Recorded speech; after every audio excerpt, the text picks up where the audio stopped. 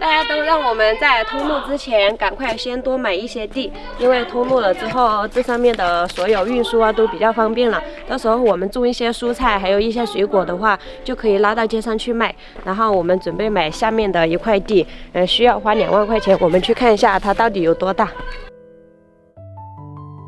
地的主人我们也跟他商量过，之前说要2万块钱，因为之前是没有通路嘛。然后现在知道通路的消息过后，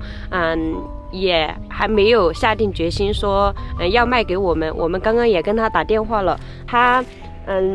自己愿意卖，但是他要和他的子女先商量一下，然后价钱的问题的话也还没有定。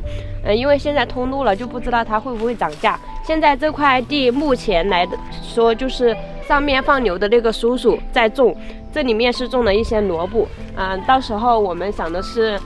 把这块地拿下了之后种一些西瓜，因为西瓜的话在我们这里还是挺值钱的，一个西瓜的话可以卖10几20几块钱嘛。以前我们在上面那一块地准备租下来的时候，就种了一大片西瓜，然后也收获满满。现在我们把这块地如果买下来了，我们也准备种西瓜，到时候拉到街上去卖，然后路通了也比较方便。如果地主愿意卖的话，我们就有2块地挨在一起的。因为下面这一块地虽然它比较小，但是这块地它是别人送给我们种的，虽然没有卖给我们，但是送给我们种也是一样的。然后这块地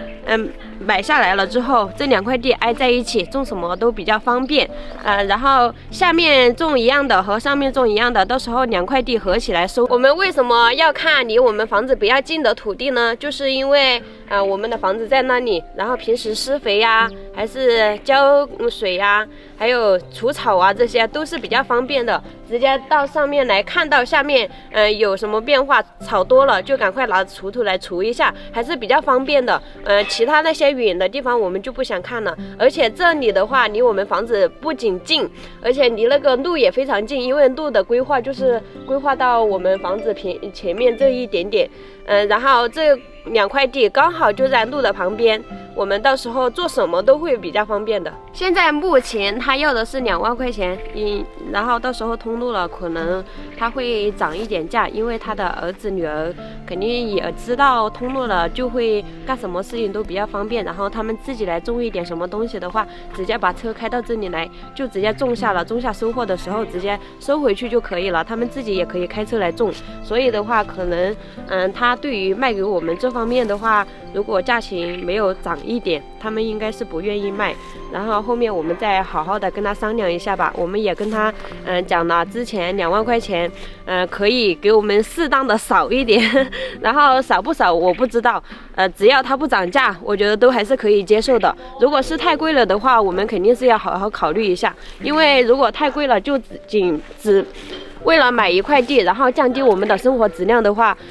这个还是要慎重考虑。现在他给我们的有2个方案，一个方案呢就是以征收价的价格来让我们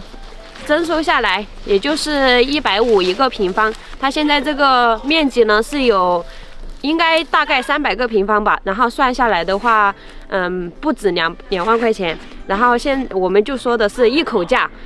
就不管它是多少平方，都按照一口价来给，就是2万块钱。然后我再跟他商量，我说1万8可不可以？一口价，如果他可以，我们就立马买下来。买下这块地呢，我们还会增加一项收入，那就是这里有2棵柿子树。大家都知道，我们租房子那门前有一棵柿子树，但是只是限于我们租房子期间，那棵是属于我们的。只要我们的房租到期了过后，那棵柿子树就会归还给房主。所以这2棵柿子树，如果我们把这个地给买了之后，这就完完全全属于我们的，永远属于我们。然后不管它结多少柿子，我们都可以摘下来拿去街上卖，或者是自己吃，都是比较方便的。你们可别小看了这2棵柿子树，因为它的结的果实是非常好吃，非常甜，然后结的果实也是非常多的。如果是完完全全拿去卖，我们自己不吃的话，这棵柿子树和这里有一棵小的柿子树，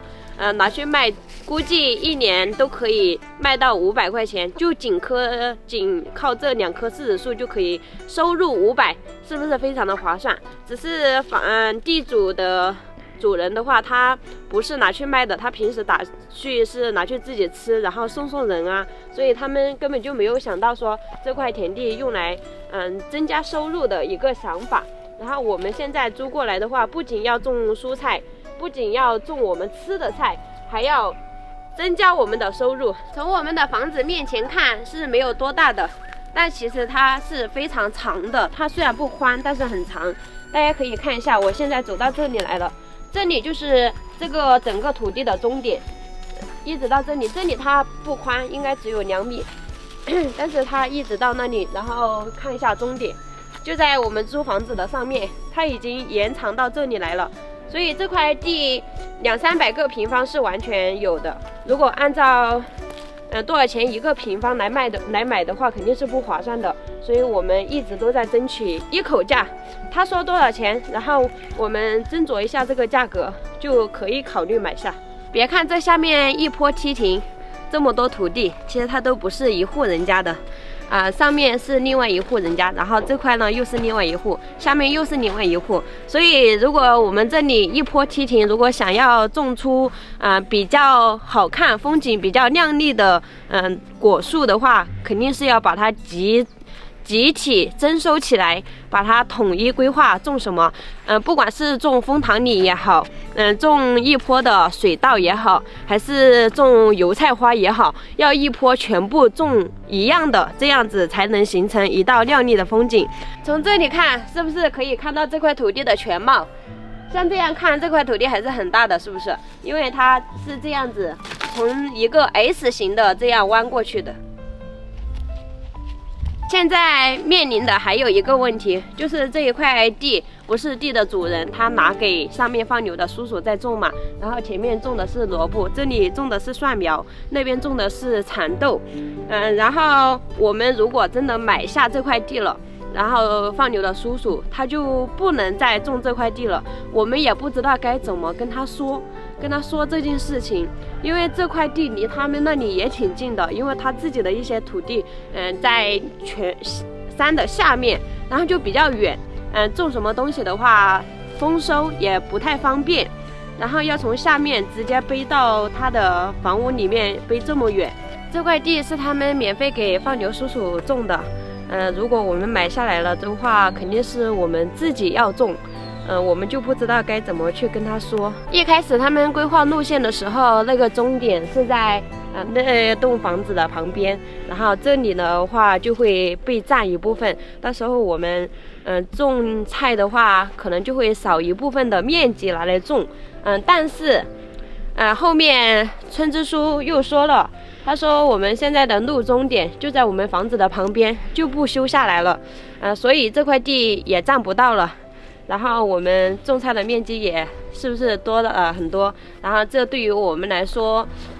是一个好消息吧，因为买这块地2万块钱本来就觉得很贵，然后如果再占一部分的话那就更贵了，是不是？现在不占到这块地了，我们就觉得2万块钱还是可以接受。无论怎么样，我们都是要买这块地的，现在就等地主给我们答复了。